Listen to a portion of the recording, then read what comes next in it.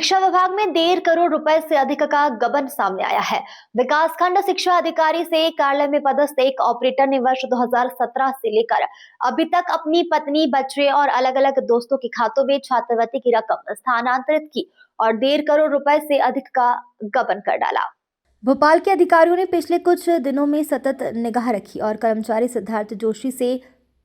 पत्नी के खाते की जानकारी चाहिए तो वह उन्हें गुमराह करता रहा, जिसके बाद उसकी जानकारी निकाली गई तो यह पूरा मामला खुलासा हुआ कि ऑपरेटर जोशी ने अपनी पत्नी, बच्चे और अन्य दोस्तों के खाते में यह रकम जमा कर दी। इस आशय की जानकारी सामने आने के बाद कलेक्टर ने सभी खाते फ्रीज करने के निर्देश दिए और उन्हें फ्रीज कर दिया गया। अब इस कर्मचारी के विरुद्ध जांच के साथ ही कानूनी कार्यवाही भी की जाएगी। कुछ समय पूर्व कलेक्टर ऑफिस में पदस्थ एक कर्मचारी मिलाप चौहान ने इसी तरह का बड़ा गबन किया था और राशि कई खातों में ट्रांसफर कर दी थी। जिन खातों में राशि ट्रांसफर हुई उन सभी के विरुद्ध मुकदमा पंजीबद्ध हुआ और उन्हें जेल की हवा खानी पड़ी थी। मिलाप चौहान ने गबन की राशि से न केवल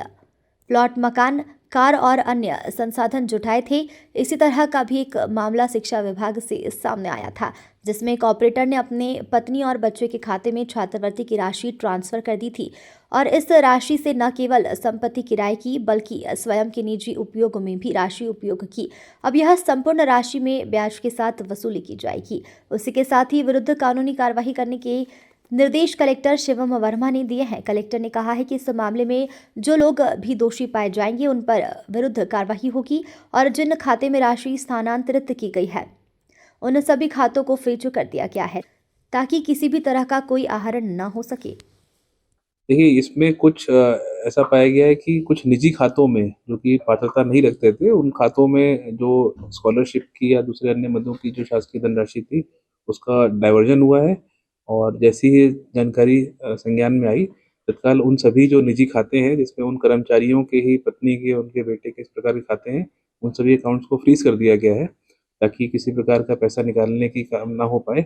और इसमें तत्काल एक जाँच बिठा दी गई है। जाँच में हम लोग अभी तेज़ी से जाँच हो, इसमें किन-किन कितनी धनराशि कुल गबन हुआ है, किन-किन खातों में गई है, इनका पूरा डिटेल विश्लेषण होगा। तब तक के लिए अकाउंट्स फ्रीज़ रहेंगे और जो इससे जुड़े हुए कर्मचारी हैं, उन पे भी हम लोग सख्त कार्रवाई करेंगे।